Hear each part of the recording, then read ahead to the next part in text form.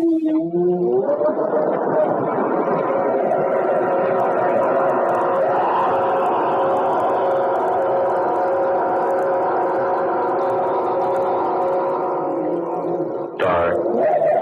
fantasy.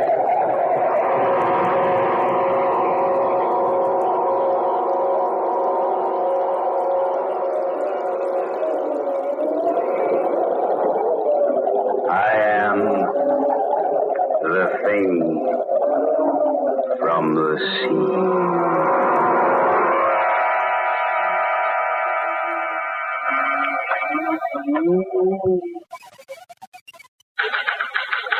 Sorry, Mr. Hedges. This is all we can dig up on that story about the missing Hollywood people. Well, we can't wait any longer. We got to go to press. Let's see what you got. Story from the film Capital. More than a week ago, November 20th to be exact, Philip Haywood, young cinema star of yesterday's bread, and the popular actress Judith Johnson set sail for New Zealand aboard Hayward's private yacht. As chaperone, Miss Johnson's movie director father accompanied the pair, and it's reported that Johnson Sr. is taking advantage of the sea voyage to complete his original cinema yarn, a story of the strange creatures who live beneath the surface of the sea. That was more than a week ago.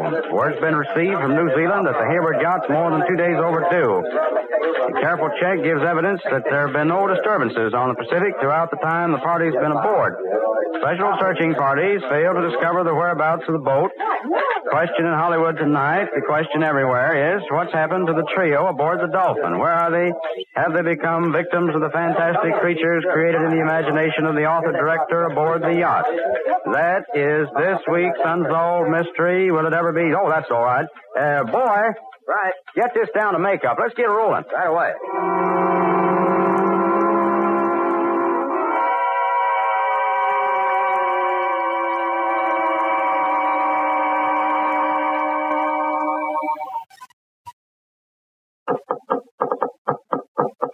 Confounded Hayward. Stop that fool noise, will you? Oh, take it easy, Johnson. No reason to start shouting at each other, you know. Now, look here.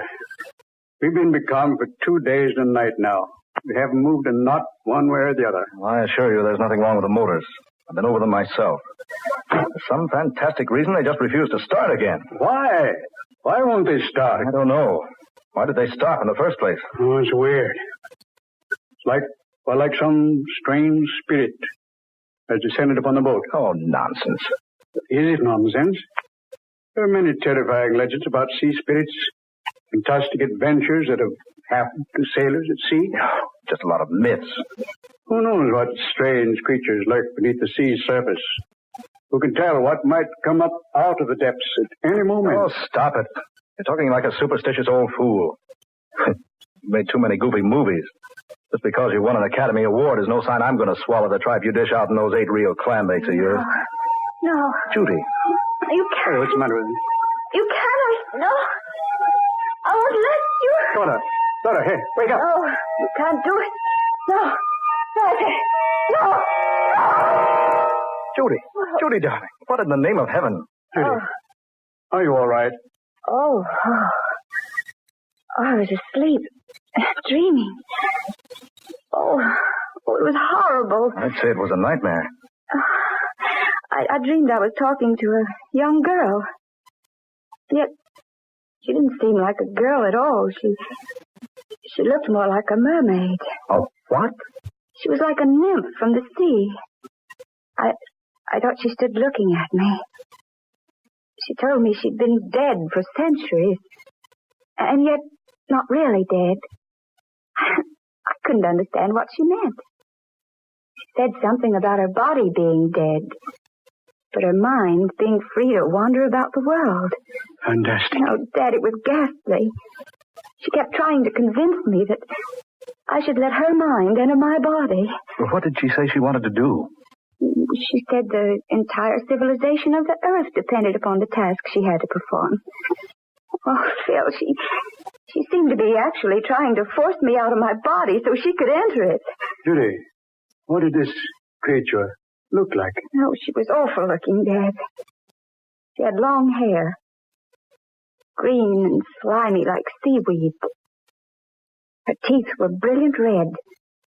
They were long and pointed. She kept staring at me with her little beady eyes. They were horrible, for there were no eyelids. She never blinked once. She just stared and stared.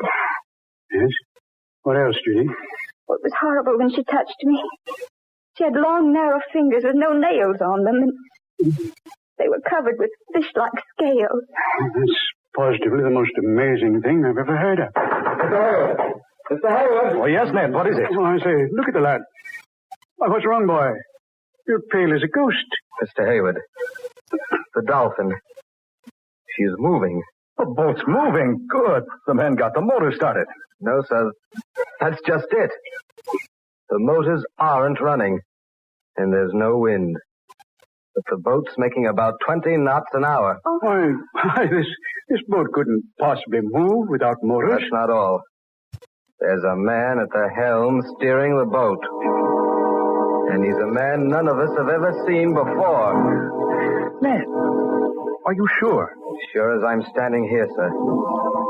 And he's the strangest thing I've ever seen. Well, let's go have a look at him. Hey, come on. Judith, you'd best stay here. Oh, no.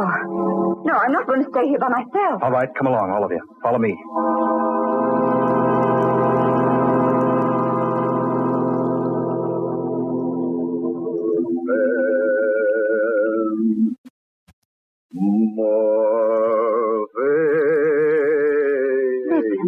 It's him. Standing up there at the helm. Singing. Some sort of an ancient sea chanty. Easy now. Maybe trouble.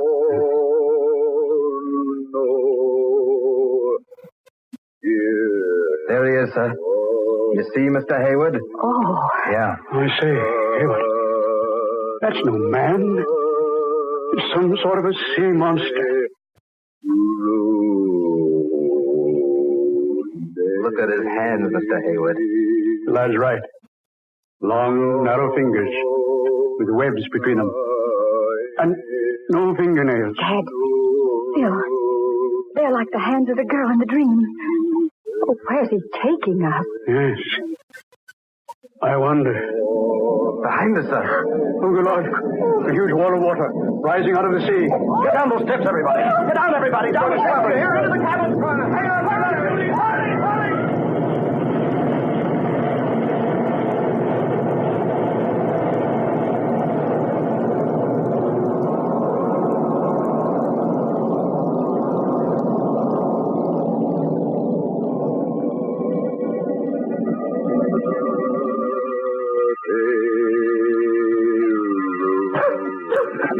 I say, everybody all right?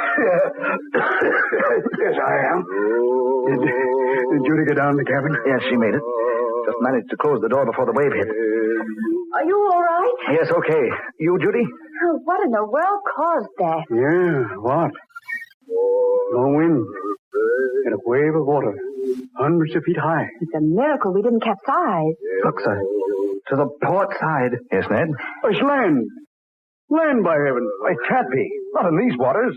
There's no land for 500 miles. And what's that over yonder? Mirage? No, sir. That's no mirage. It's land. It certainly is. Long, low coast. Extending north and south as far as you can see. A low, steaming land. Look.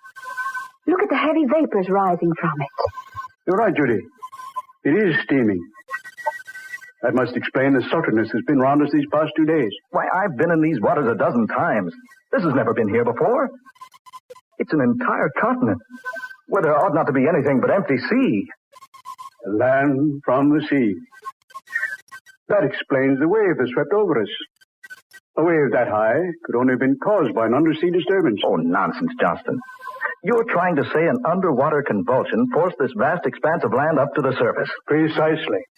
A land called Iban. Now, I'll have to have a better explanation than that. Things like entire continents rising up out of the ocean just don't happen. Well, then if Dad's not correct, what is the explanation? There is no other. A land called Iban did exist at one time, nearly 10,000 years ago. Ruled by a man named Bull and a woman named Lana. They both possessed wonderful powers and knowledge. Bull, the emperor, destroyed the continent of Iban. How? By releasing vast, unknown forces beneath the continent. Forces that only he and Lana knew how to control. But why did he destroy it? I don't seem to recall. I read the legend once, doing research for one of my pictures. It seems that for some reason or other, Bull and the girl were to release their spirits from their bodies. And those spirits were to have the power someday of recalling the sunken land from the sea. Then if such a story is true, that must be the land of Eban we're approaching. Not at all impossible. And if it is true, couldn't that monstrous chanting thing at the helm be Bull himself? Okay. Taking us with him back to his long-lost kingdom. You don't actually believe that, do you, Johnston? Why not? Well, I certainly don't. Well, Phil, what else can we believe? That wave couldn't have swept us off our course enough to put us in sight of this land. Besides, look at it. Steaming. And that sultry, foul odor. Land covered with seaweed. There's no one at the helm, sir. That monster's disappeared. Oh, but look. There's someone lying on the deck beneath the wheel. It's a man. Yes. Yeah, maybe that thing's met with a bit of hard luck. Careful, Haywood. Right. He's breathing. Only slightly. I say, who is he? Not a member of the crew. How'd he get on board? Why is he lying here on deck? What happened to him? Oh, he's conscious. He's trying to tell us something. Look here. Who are you? Stowaway. It in supply room. Went to sleep. I don't remember anything.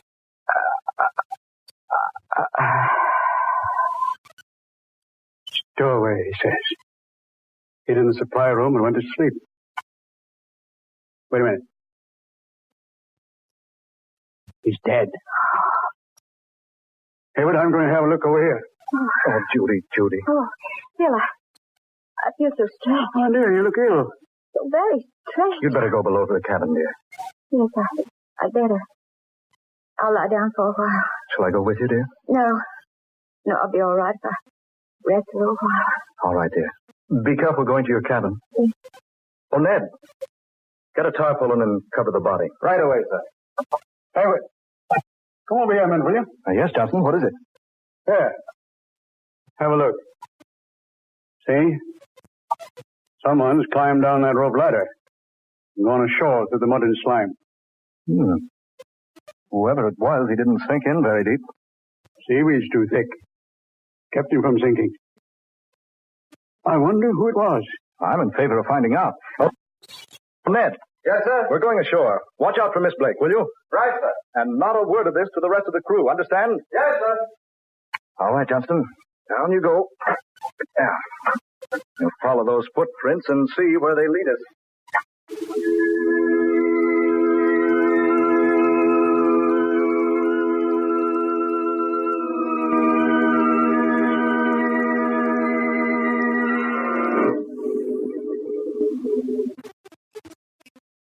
This is the most evil-smelling place I was ever in.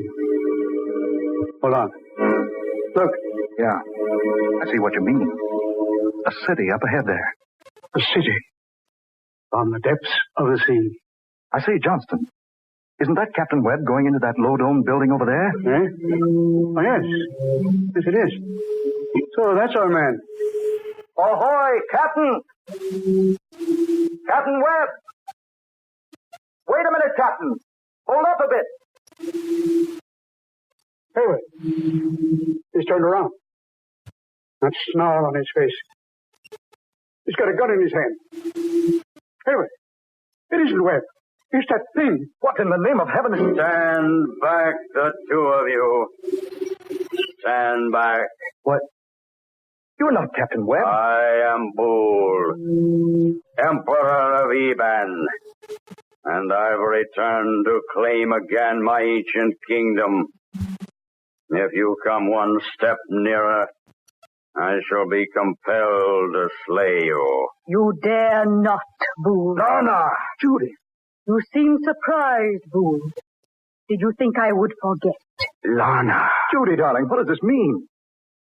Why do you speak so strangely? And why does this thing call you Lana? I am Lana, Philip Haywood. I have borrowed for a while the body of your beloved Judy.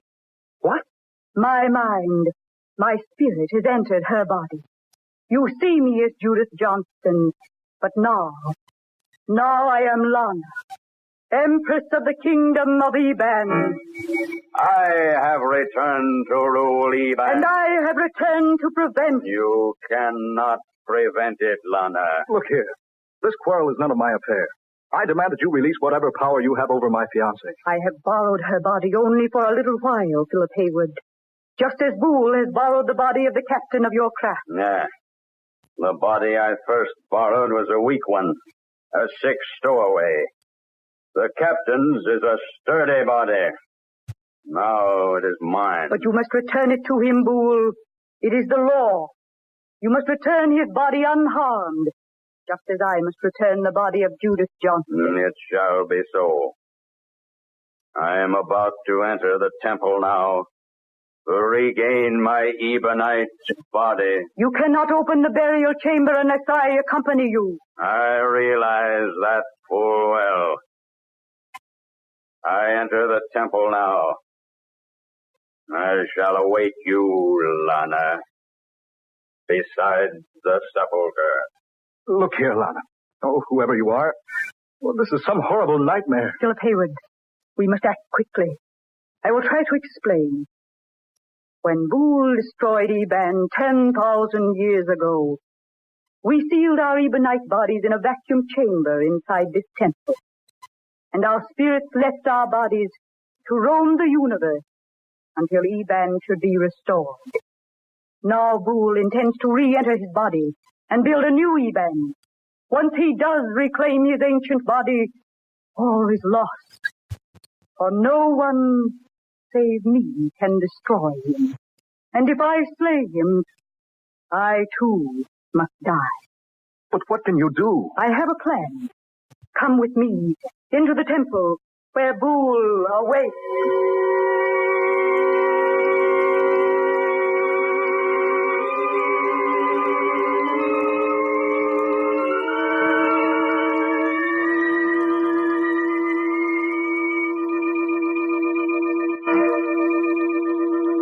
There is Boole standing beside our ancient bodies, just as we left them so long ago. All is ready, Lana.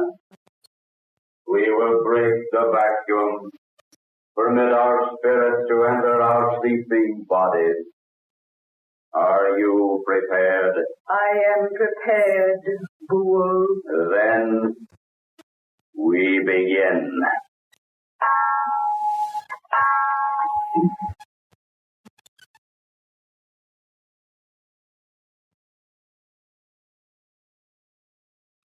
Howard, look. Those bodies in the glass vacuum. They're beginning to move. Yes. Slowly. Slowly. Look at them.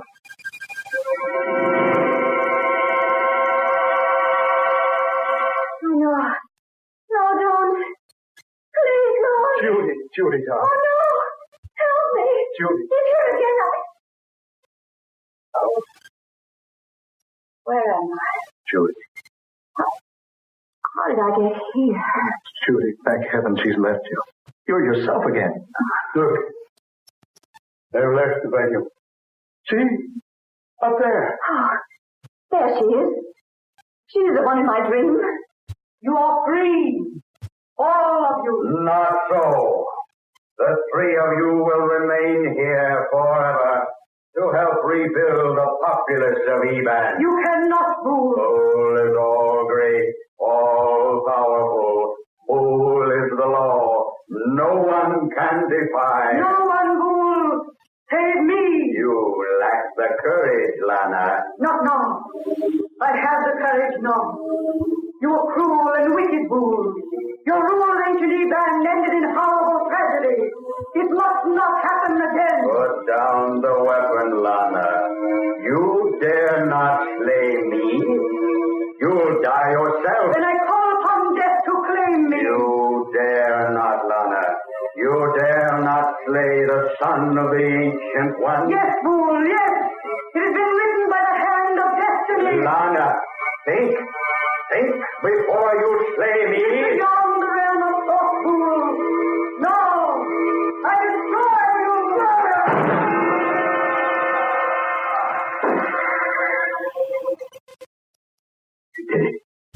She did it. That is the end. All is finished now. No, you must go. Can you come with us, Lana? No, but soon I perish also. You must hurry now. Leave Eban quickly. Go while yet you have time. Hasten before it is too late.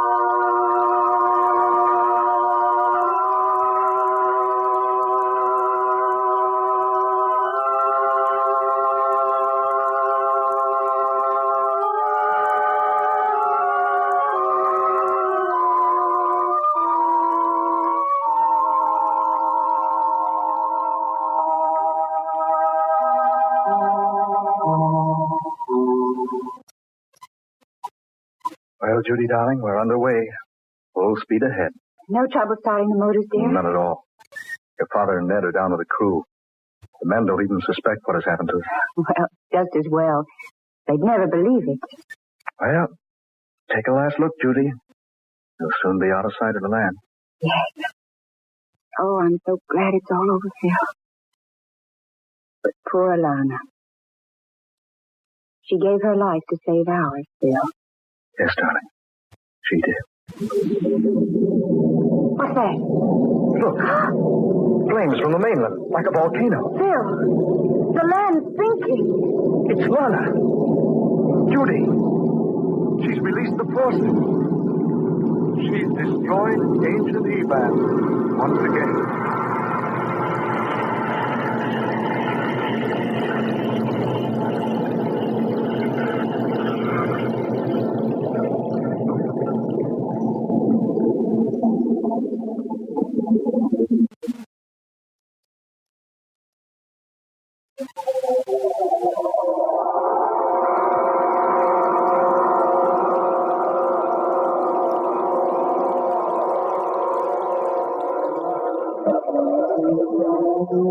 Dark fantasy.